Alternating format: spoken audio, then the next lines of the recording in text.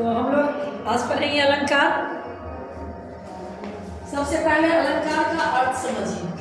ये अलंकार है क्या?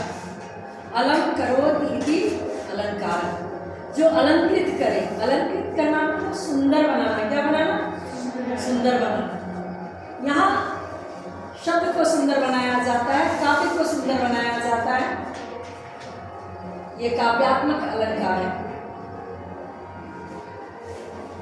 जैसा कि आप सब जानते हैं कि 10वीं कक्षा में हम अर्थालंकार पढ़ेंगे, ठीक है। यहाँ अलंकार के ये 5 भेद हैं जो परीक्षा की दृष्टि से बहुत ही महत्वपूर्ण है। इन 5 अलंकार में से आपको 5 प्रश्न पूछे जाएंगे, जिसमें से कोई 4 का उत्तर आपको देना होगा। तो बहुत ही उपयोगी है अलंकार। परीक्षा की दृष्टि से कह लो या काव्यात्मक दृष्टि से कह लो। अगर कोई कविता लिखते हैं, कहानी लिखते हैं, तो अलंकार का ज्ञान होना भी बहुत आवश्यक है। तो हम पढ़ते हैं अलंकार को। रूपक अलंकार, उत्प्रेक्षा अलंकार, अतिशयोक्ति, मानवीकरण और उपमा। सबसे पहले हम आते हैं रूपक अलंकार। नाम शब्द में छिपा होता है अर्थ। रूपक, जब 2 वस्तुओं में के रूप में अभेद संबंध हो। क्या संबंध हो? मैया मोहे चंद्र खिलौना देव। बालक अपने माँ से कह रहा है, मैया मोहे चंद्र खिलौना देव। अब यहाँ चंद्रमा और खिलौना में अभेद संबंध हो जाता है। क्या हो जाता है? चंद्रमा खिलौना है या खिलौना चंद्रमा है। तो दोनों में उपमान और उपमेय में अभेद संबंध स्थापित हो जाता है। अब उपमान और उपमेय क्या है? किसी वस्तु का किसी वस्तु के साथ जो तुलना है, एक उपमान होता है, दूसरा उपमेय होता है। तो जब उपमान उपमेय में अभेद संबंध हो जाए, कोई भेद ना हो, तब रूपक अलंकार हो जाता है। उदाहरण मैंने आपको बताया, मैया मोहे चंद्र खिलौना देव। आपको उदाहरण बताइए रूपक का इस तरह का।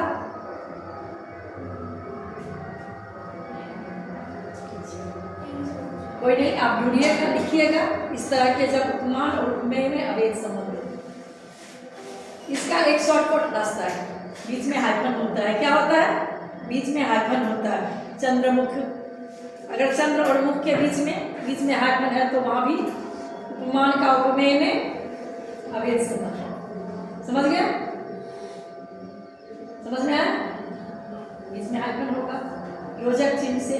तो सब, अब जरूरी नहीं है कि हर योजक चिन्ह वाला रूपक होगा, लेकिन अधिकांशतः रूपक होगा।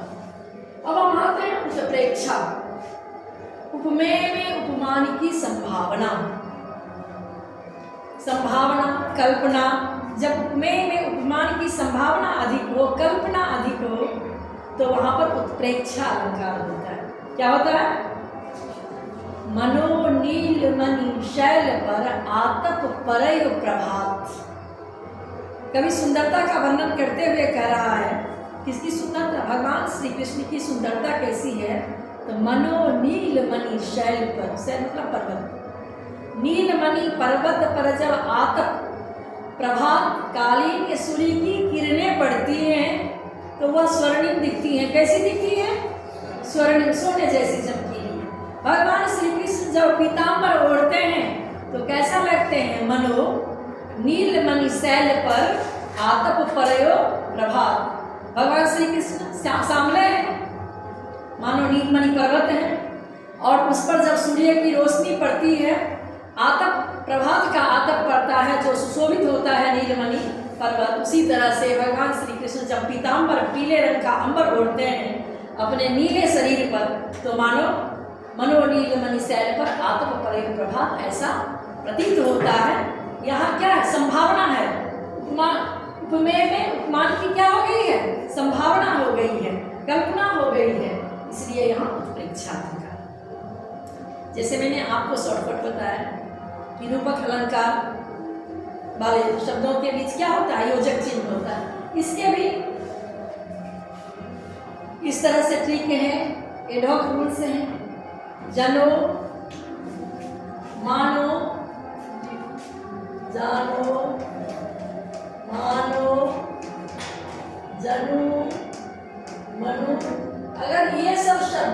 बीच में आए तो उत्प्रेक्षा अलंकार होता है। अगर बहुत आप वहाँ पर इसको परिभाषा से या ऐसे एक्सप्लेन नहीं कर पा रहे हैं तो देखना है कि ये सब शब्द आ रहे हैं, जैसे मनो, नील, मणि, मानो, मनो भी हो सकता है, मनो नील मणि शैल पर आत्म प्रयोग प्रभाव। ठीक है, आज मैं परिचय करवा रही हूं अतिशयोक्ति, जैसे नाम से ही है। अति का भला न बोलना, अति की भली न चूप, अति का भला न बरसना, अति की भली न धूप। आप पढ़े अतिशयोक्ति, अतिशयोक्ति जहां बहुत बढ़ा चढ़ा के बोला जाता है लेकिन वास्तव में वह संभव नहीं होता है। बहुत ही सरल है यह अलंकार पहचानना। राणा ने सोचा इस पार, तब तक चेतक था उस पार। राणा अभी इस पार सोचा और चेतक उस पार हो गया। तो यह क्या है? अतिशयोक्ति है। क्या है? अतिशयोक्ति। आप कोई उदाहरण दीजिए।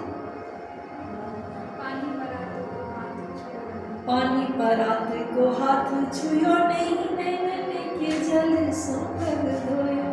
पढ़े हो ना 8वीं में कि भगवान श्री कृष्ण ने पानी के परात को हाथ लगाया नहीं, नैनन के जल सो कर धोयो। साहित्यिक दृष्टि से यहाँ अतिशयोक्ति हो सकता है, लेकिन भावनात्मक दृष्टि से क्या पता भगवान श्री कृष्ण ने इतना रोया होगा कि पैर धुल गए होंगे। ये मित्रता होती थी या प्रेम होता था हमारे यहाँ। तो अभी तो हम अलंकार पढ़े, पूछ में हनुमान जी की पूछ नहीं जल पाई लेकिन सिगरी लंका जल गई, तो संभव नहीं। कभी नागार्जुन ने लिखा है, मान सरोवर के जल में हमने स्वर्ण कमल खिलते देखा है।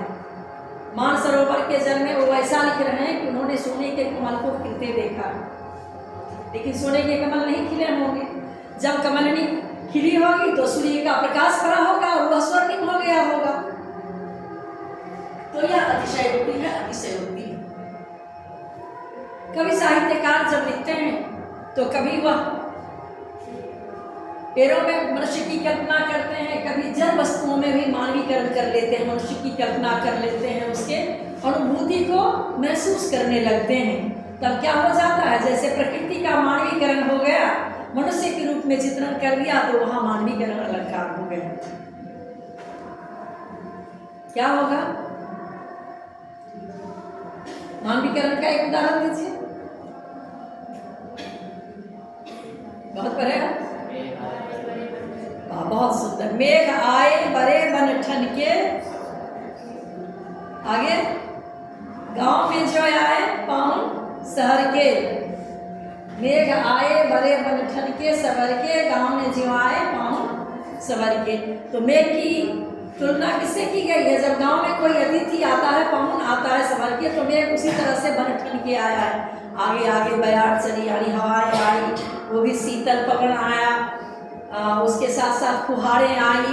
तो ऐसे अपने साथ साथ जो सामान लेके मेघ आया, तो मेघ में मनुष्य की कल्पना हो गई, पाउन की कल्पना हो गई। तो यहाँ क्या हो गया? मानवीकरण अलंकार। और लास्ट बट नॉट लीस्ट, उपमा अलंकार तुलना, कंपैरिजन।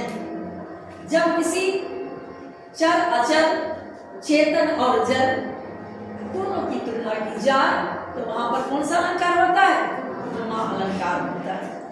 उपमा में एक वृत्ति 4 मिलती है, 4 तत्व होते हैं, उपमान, उपमेय, सादृश्य धर्म और वाचक शब्द। ये चारों होने से वह उपमा अलंकार होता है। उपमेय, उपमान, एक उपमान होना जरूरी है, दूसरा उपमेय होना जरूरी है।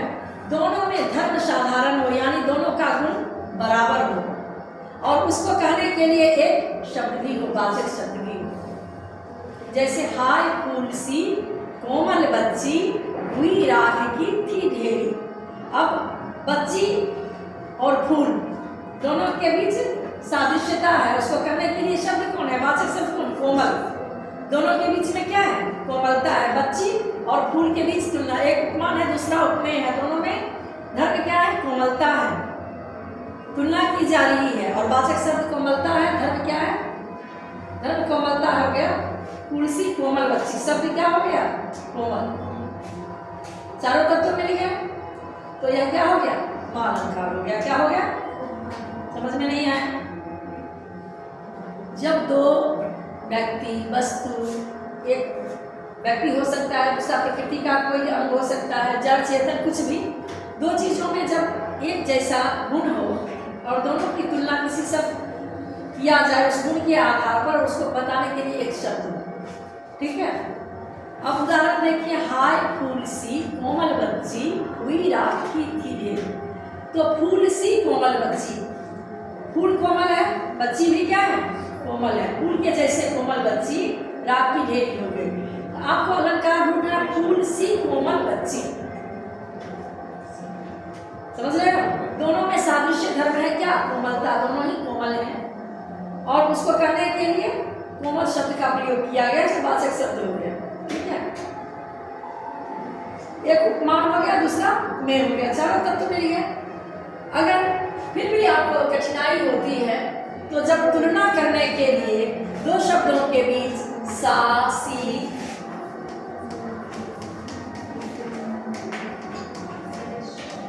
सम सरिस जैसे शब्दों का प्रयोग हो, तो वहां पर कौन सा अलंकार होता है?